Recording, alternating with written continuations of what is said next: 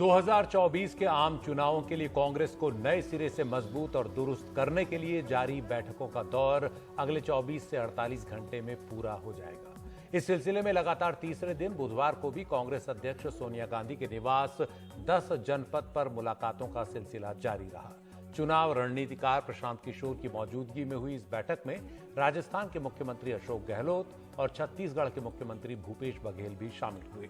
अगले साल नवंबर-दिसंबर में राजस्थान और छत्तीसगढ़ के भी चुनाव होने हैं। इन दो राज्यों में ही अब कांग्रेस की सरकार बची है, लिहाजा इनमें भी कांग्रेस को अभी से कमर कसनी होगी। प्रशांत किशोर कांग्रेस की नई रणनीति को लेकर कांग्रेस नेताओं के सामने अपने प्रेजेंटेशन दे चुके हैं और कांग्रेस के कई वरिष्ठ नेता इसके विश्लेषण में लगे हैं।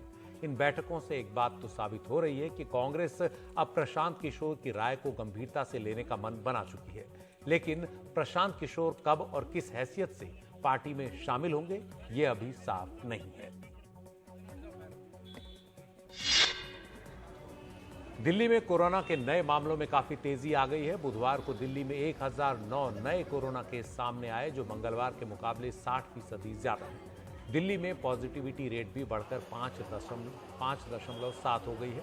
इसका मतलब है कि अगर 100 लोगों को कोरोना टेस्ट हो रहा है तो उनमें करीब 6 लोग पॉजिटिव पाए जा रहे हैं। ये बात अब सबकी चिंता बढ़ाने लगी है।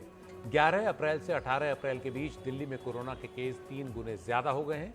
हालांकि राहत की बात यह है कि जो केस सामने आ रहे हैं उनमें अस्पताल में भर्ती होने की जरूरत कम पड़ रही है। पूरे देश की बात करें तो बुधवार को 2067 नए कोरोना केस आए। इनमें आधे केस अकेले दिल्ली के हैं। हालात को देखते हुए दिल्ली में भी मास्क पहनना अनिवार्य कर दिया गया है। मास्क न पहनने पर अब चालान हो सकता है।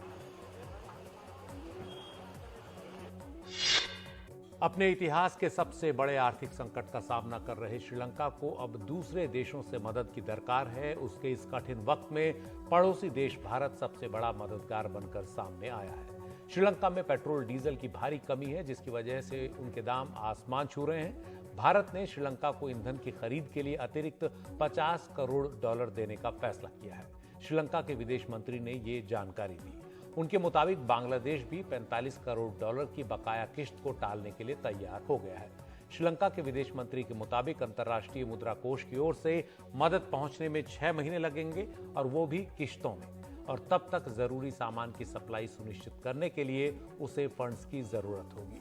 इस बीच चीन ने कहा है कि वो श्रीलंका की मानवीय आधार पर मदद करने के लिए तैयार है, लेकिन श्रीलंका पर अपने कर्ज की अदायगी पर क्या वो कुछ राहत देगा, इसे लेकर चीन चुप है। श्रीलंका पर जिन देशों का सबसे ज्यादा कर्ज है उनमें चीन सबसे ऊपर है।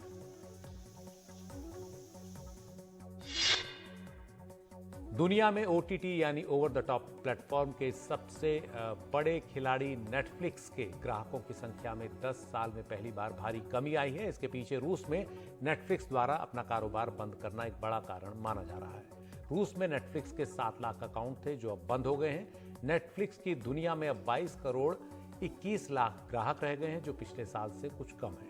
ग्राहकों के घटने से नेटफ्लिक्स की वैल्यू में भी 50% की गिरावट आई है। उसका राजस्व भी $1.7 अरब से घटकर $1.6 अरब रह गया है। नेटफ्लिक्स के मुताबिक भारत जैसे देशों में ब्रॉडबैंड में उम्मीद के मुताबिक बढ़ोतरी न होने से उसके दर्शकों की संख्या उम्मीद से कम है। इसके अलावा उसके 22 करोड़ 21 लाख ग्राहकों में से 10 करोड़ ग्राहक ऐसे हैं जो अपना अकाउंट शेयर करते हैं। इस वजह से भी नेटफ्लिक्स के ग्राहकों की संख्या बढ़ नहीं रही है। माना जा रहा है कि अकाउंट शेयर करने को लेकर नेटफ्लिक्स जल्द ही कोई सख्त फैसला ले सकता है, ताकि ग्राहक अपने अकाउंट डिटेल्स शेयर न कर सकें। नेटफ्लिक्स का यह भी दावा है कि वो अब अपने खुद के बनाए कंटेंट को दोगुना कर रहा है, ताकि नए ग्राहक उसकी ओर आकर्षित हों।